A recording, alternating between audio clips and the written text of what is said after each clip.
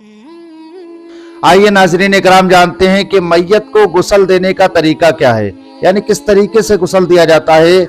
आजकल बहुत से लोग मुसलमान तो हैं मगर मैयत को गुस्ल देने की बात आती है तो पीछे हटते हैं। असल वजह क्या है कि वो गुस्ल देने के तरीके पर कभी ध्यान नहीं देते। हर मुसलमान को गुस्ल देने का तरीका मालूम होना चाहिए कि मैयत को किस तरीके से गुस्ल दिया जाता है। आइए आज यही सब कुछ जानते हैं। तो मैयत को गुस्ल देने का सबसे बेहतरीन तरीका और आसान तरीका यह है कि आप जिस तख्त पर गुस्ल देने के लिए जा रहे हैं सबसे पहले उसको धो लें और धोने के बाद किसी चीज में खुशबू सुलगाएं और तख्त के इर्द गिर्द 3 मरतबा या 5 मरतबा या फिर 7 मरतबा उस खुशबू को घुमा दे ताकि खुशबू हर तरफ अच्छे से फैल जाए। फिर आप उस पर मुर्दे को लिटा लें और लिटाने के बाद मैयत को लिटाएं और उसके कपड़े को उतारें और एक चादर वगैरह लें, एक रुमाल, और उसके घुटने से लेकर के नाफ तक छुपा दें।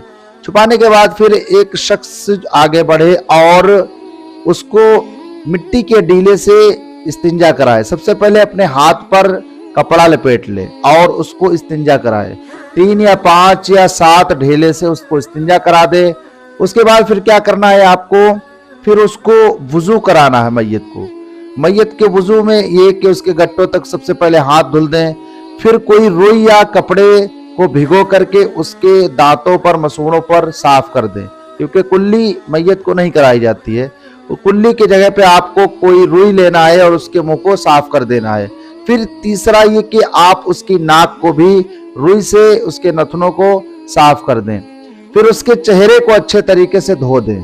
धोने के बाद उसके हाथों को कोहनियों समेत धोएं और अपने हाथ से मैयत का मसा भी कर दें और उसके पैरों को भी टखने तक धो दें।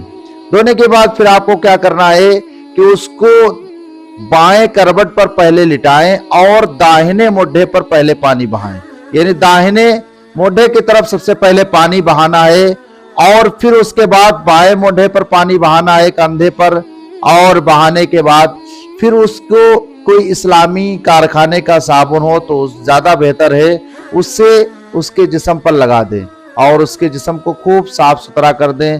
करने के बाद फिर आपको क्या करना है कि आखिर में बेरी का गर्म किया हुआ पानी, जोश दिया हुआ पानी, बेरी के पत्ते से पानी गर्म किया जाता है, उस पानी से मैयत के जिस्म पर आपको डालना है और आखिर में डालने के बाद फिर मैयत को कपड़े कफन वगैरह पहना देना है। एक चीज का और खास ख्याल रखें कि मैयत का अगर नहलाने के वक्त चेहरा बिगड़ जाए या कोई चेहरा सियाह हो जाए या कुछ और आप देखें तो उसको बयान ना करें। उलमा इकराम ने मना किया है। हाँ, अगर कोई अच्छी बात देखें तो आप उसको जरूर बयान करें, क्योंकि ये मैयत के लिए बाइस फख्र की बात है और उसकी नेकियों में भी ज्यादती होगी, क्योंकि लोग उसके लिए तारीफ के कलमात बोलेंगे। हाँ, अगर कोई शख्स बदमज़हब है, जालिम इंसान है और बहुत ही बदकार है, लाख समझाने के बावजूद उसके समझ में नहीं आता है, उसका इंतकाल हो गया और उसके चेहरा पर कोई ऐसे आसार नजर आए, मिसाल के तौर पर उसका चेहरा सियाह हो गया या और आपने कुछ देखा, तो उसके बारे में आप बयान कर दें, क्योंकि ताकि लोग इबरत हासिल करें। ये था गुस्ल देने का आसान तरीका।